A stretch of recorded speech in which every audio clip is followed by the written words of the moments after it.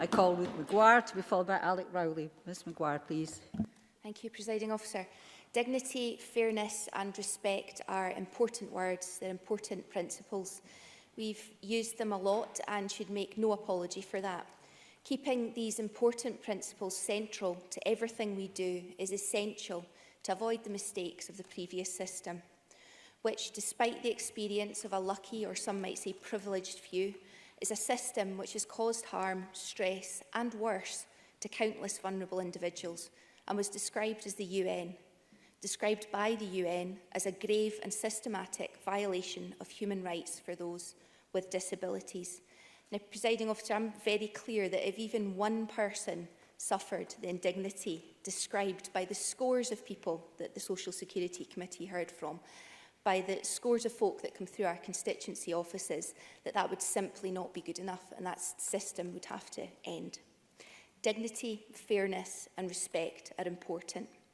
And it's also important to recognise the progress that's been made in working with the experienced panels and others to develop Scotland's Social Security Charter.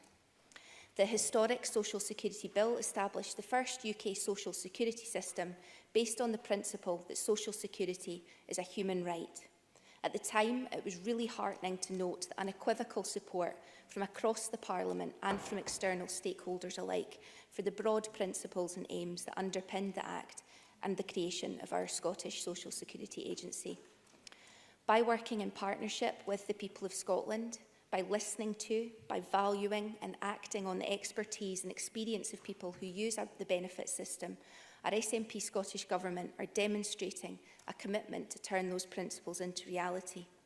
The Charter is intended to turn the principles into more focused aims so that they're open to monitoring and reporting. Of course, governments, no matter how good their track record, need to be held to account.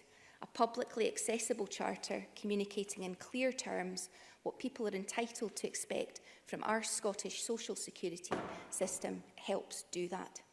Social security is an investment in our people, it's an investment in our country. Social security is a public service. With the Charter explaining in clear terms what the new system will do to give practical effect to the principles, and by working in partnership with the people of Scotland, we can build trust and create a binding contract between the system and the people who use it. To do that, it's crucial that commitments to co-design are realised. And I would echo the assertion of Inclusion Scotland in their briefing that co-design has to be about a partnership of equals, with professionals and service users working together in an equal and reciprocal arrangement. And for disabled people to bring their important lived experience, including experience of the current benefit system, to the discussion, we have to ensure that the right support is in place and that any barriers in place which prevent them participating on an equal basis with others are removed. And I would include in that any barriers around disparity of power. And I think that we know from experience that disabled people's organisations' involvement helps effective participation. I would reflect on a recent general comment from the UN Committee of the Rights of Disabled People, which stresses the importance of state parties giving particular importance to disabled people's organisations. I'll quote it directly. Organisations of persons with disabilities should be distinguished from organisations for persons with disabilities, which provide services and/or advocate on behalf of persons with disabilities, which in practice may result in a conflict of interests in which such organisations prioritise their purposes as private entities over the rights of the person with disabilities. State parties should give particular importance to the views of persons with disabilities through their representative organisations, support the capacity and empowerment of such organisations, and ensure that priority is given to ascertaining their views in decision-making processes. Now, I welcome the Cabinet Secretary's comments read the further work around targeted groups to increase diversity.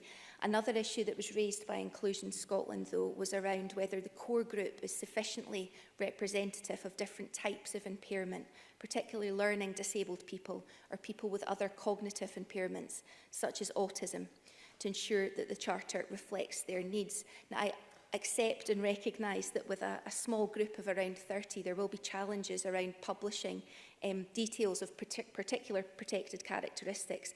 However, I'd welcome some comment and some reassurance from the CabSec on this in her summing up.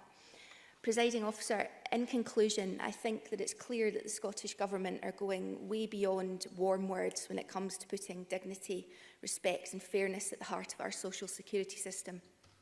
Having expressed provision for the Charter on the face of the Act, the commitment to the rights-based approach is clear.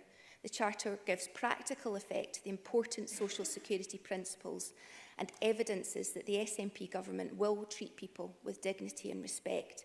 Principles into action to make lives better. I'll finish by simply thanking all of those involved in this very important work. Presiding Officer. Thank you very much, Ms Maguire.